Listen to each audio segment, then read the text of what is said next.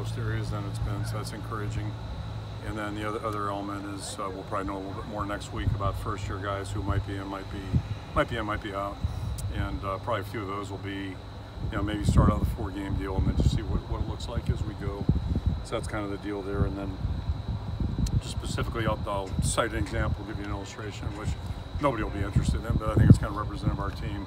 Just standing out here thinking today about, a guy like Jeremy Chaplin, thinking about, Asher Fahey, and, a guy like Doetzler.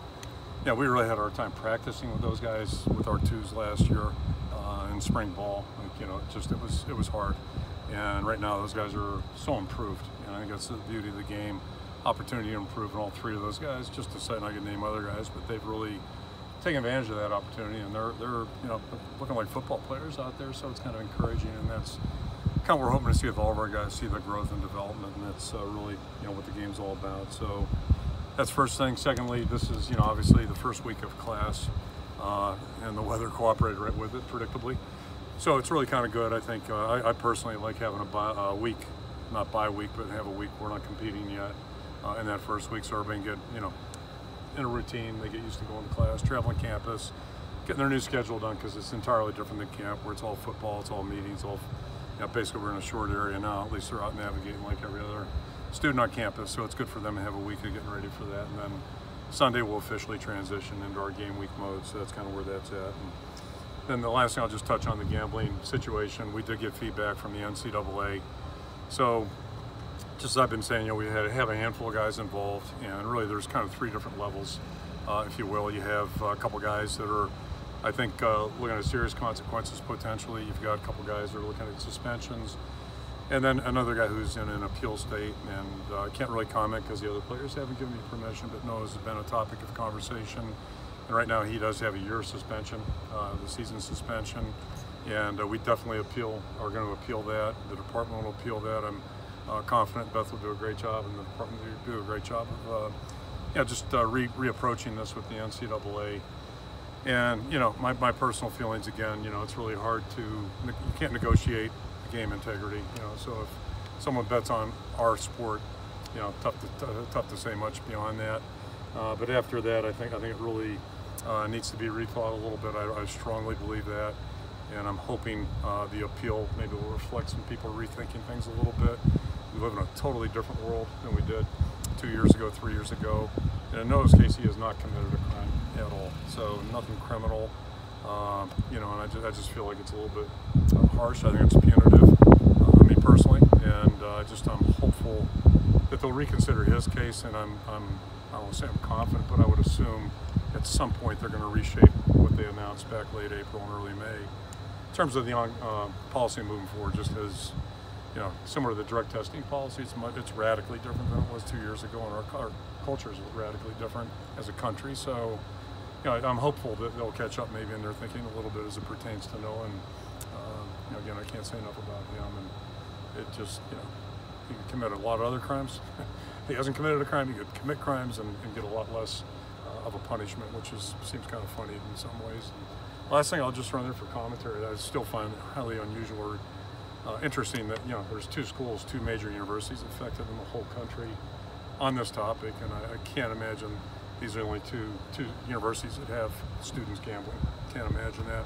And I understand the rules. I get all that, but so that's the only thing. I'll stop there and throw it out for questions. So have you asked about that? About why just Iowa? Have you asked anyone that knows more about this? Yeah, I wouldn't know who to ask, quite frankly. I think that's if you guys got some time, maybe you want to chase that one down a little bit. I think it'd be probably interesting. It just, I guess it's our bad luck, because as far as I understand, it's a state thing. Why those 2 universities only were targeted, college students at all kinds of universities. It sounds like it's only athletes. That's just my impression. It's only athletes. That's an interesting question too, an interesting dynamic. And my guess is we could probably fill, maybe not Phil Kennick, we couldn't Phil Kennick, but probably could Phil Kennick with all the college student athletes or students that have gambled. And again, I understand we're compliant to the NCAA rules. I get that, but I just think it probably needs to be rethought a little bit and modernized. With Noah, did the NCAA give you any rationale for why it was so severe? I've seen nothing in writing. Yeah, so I know he bet on one of our other sports teams here, and I understand that that may be a bad thing he bet for them, and I'm guessing he got caught up in the emotion. And again, I just, I don't do this stuff, but it's on their phones. People are enticing him with apparently, $300 of credit if you go with us. All that stuff. I think it's just time to really recognize the world these guys are living in, and maybe be a little bit compassionate towards that.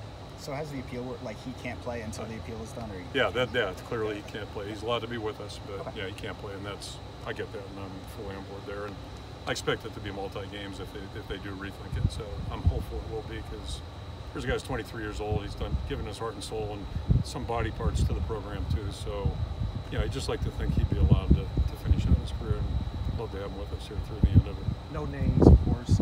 Two of your players have been arrested for going along these lines, or both of them are walk-ons, and then I think there are two others that are facing suspension.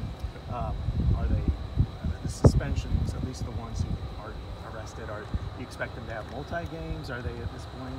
Yeah, I can say this: they're both multi-games.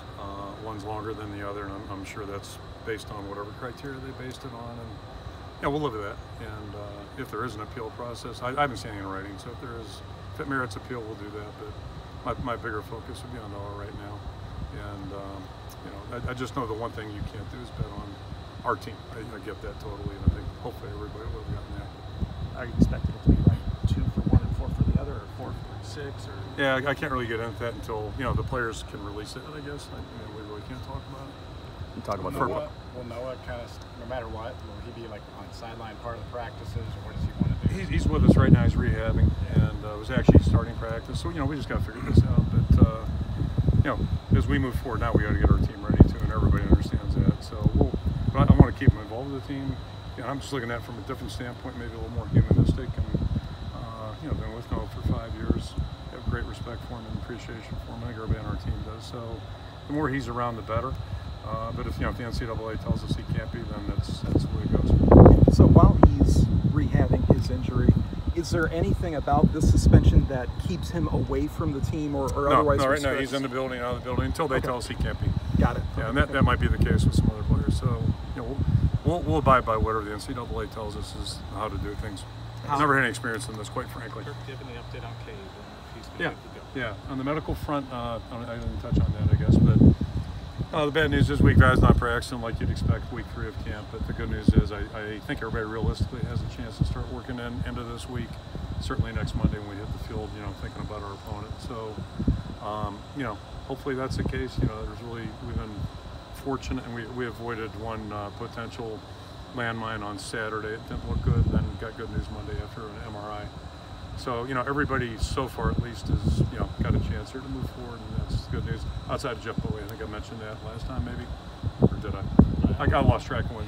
Jeff he's going to miss significant time with an injury, so that's the one negative here. I know you feel like he's going to play. Jeff or Cade McNamara. We'll know more at the end of the week, but I'm really optimistic, and we'll see.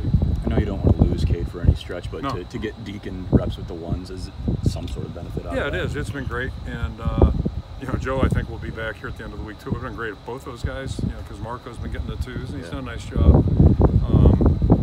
But yeah, you always look for a positive, and that has been the positive. And you think about him; he hasn't played since 20, which I think he was in high school then. So there's just, it's like anybody. You got to operate, and you got to go. And I can say the same thing about Cade. Cade needs work with our team right now because he basically was out last fall. So there's that timing part, and not to be anti 7-on-7, but I do hate 7-on-7. Okay, the proliferation of 7-on-7. Guys can't take a snap under center, and it's not real football, because in real football, guys are rushing you, and if they hit you, they might really hit you, and we don't tackle our guys. I'm certain maybe we should have the quarterbacks, just to give them the sense that it's real out there. These guys are going to try to knock your head off if they can. So, but anyway, yeah, all this practice is going to be. It's been helpful for him, and Cade needs some too. Has he been able to practice at all, or is it just kind of minor? No, basically it's it's been a recovery process, and they got a procedure for it. So hopefully at the end of the week he can start doing some things. I think everything looks like it's on schedule, so that's encouraging. He's a tough guy. I'm not worried about that. Yeah, no, I'm not worried about that at all. It's just Mother Nature takes part too, and that's always been the case with injuries. As tough as this guy might be, and certain guys can do certain things in certain positions, but quarterback needs his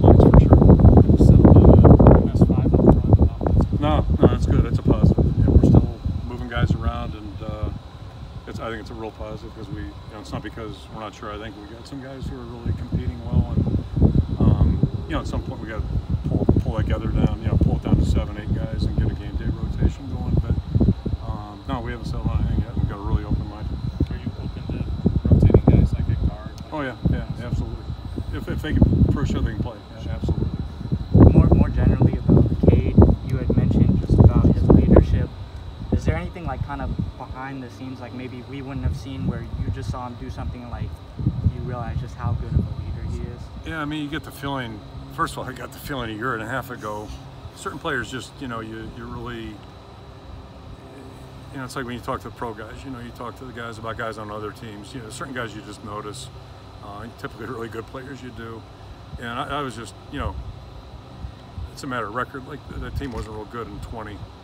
We were getting ready to play them in 20, and the plug got pulled on it. But so we had a good view of them there, and I know it was a pandemic, but you still got to play. So you are what you are.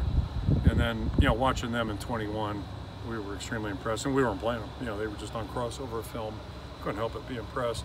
Part of that's the guys playing. It's not just coaching, but players play too, and it's so it was really apparent to us, and we got to compete against them. And you're on the field with them, so you had a good feeling. Not having any clue that a year later, we're going to have a conversation with him about coming here.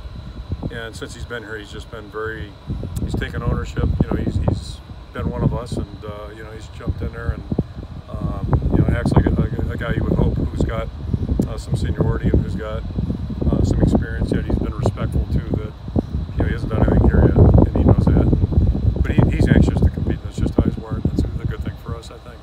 3 or 4 more questions. How's their depth in the secondary right now? You've had some young guys who are second-year guys competing. Deshaun Lee and going entering there, and T.J. Hall in particular. Yeah, I think we're moving forward, and that's probably there right now. That's I think we'll be able to put a starting lineup out there that's pretty okay, ready to play, and then developing the depth and seeing who's going to emerge is really the key thing. And I don't know how it came up. Dallas Park was here last week, and we're just talking about things. I forgot that we had to throw Benny Sapp in. We had a pretty good team in 02, pretty veteran team, and all of a sudden Benny's in there. Not Benny, but Antoine had to take Benny's spot, and we really didn't have an answer for that. But had to do what you had to do, and next thing you know, the Antoine's in there, and we found a way to keep winning. So I think that's maybe there might be some parallels at that position. It's probably the position where we're still trying to develop guys, younger players that haven't played a lot. And you mentioned Cohen too in the back end and in the middle there. We're probably a little deeper at the secondary, the safety positions, but the corner spot's probably the one where we need the most work.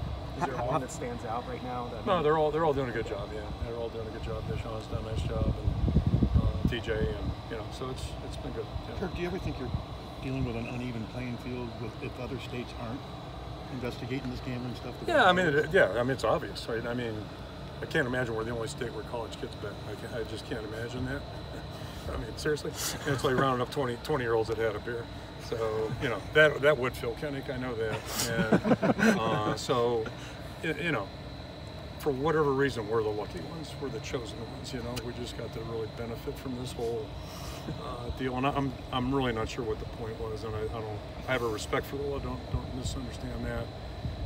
High respect for the law, but I'm not sure I understand, what happened. So, but that's not the issue. The issue is if somebody bet on us. Sure. That to me is the issue, and that is an issue. And nobody's running from that. Totally on that. Just like anything else. I mean, nobody's running from that one. How have you seen guys deal with the heat this week, and how have you been able to stay cool with the long sleeves on? Today's really the only day. The first Saturday you guys were at was the first time we worked in sunlight, and it was in the 80s. Today's the first day. Like today's hot right now. But we've been practicing, we're on the field at 8 o'clock, so it's really not a big deal. Hasn't been a deal at all. Cooper, Dejan, and Nico didn't play in the kid-face scrimmage. How are they looking? They're doing fine. Yeah, Cooper's back working, and Nico's close, and expect him Friday, Saturday to get some work. So, and not that you want anybody hurt, but when a guy's 28 years old, at least he knows how to play. Coach, how have you seen Cade overcome adversity in the last few weeks? He's just wired that way. It's natural to him. He's a very competitive guy. He's a very positive guy and very strong-willed. And I've always felt like, and going back to the nature part, like you can only do so much. Like if you got a broken bone, it's got to heal. I totally get that. But my experience is guys, mental toughness really helps guys get back to the field faster. and you know, some are more wired that way than others. So that's certainly not something he's lacking, and you know, there's no question he wants to be out there. So keep going here. Hopefully, fingers crossed. Is AJ Lawson on the team anymore? He's not. No, he's part of our program. Okay. And our commitment to him is graduating right now. We had a discussion back in July, and he just came in and he just wants to focus on finishing his degree, and should be able to do that next July or August, actually, or first week of August. So that's our target. Great young guy, and you know, he's trying to balance both. He was having a hard time, and I told him a while back, really the only thing I care about, and it's true, every one of our guys is them walking away with a degree. We're committed to that. He's committed to that. We're going to continue to support him. Anybody put on scholarship? You know, Luke Elkin. Yeah, that's a good question. Yeah, I think Luke. I think that puts us at 85. I think. So, yep. Okay. What Thank you, Coach. Was Luke done that's really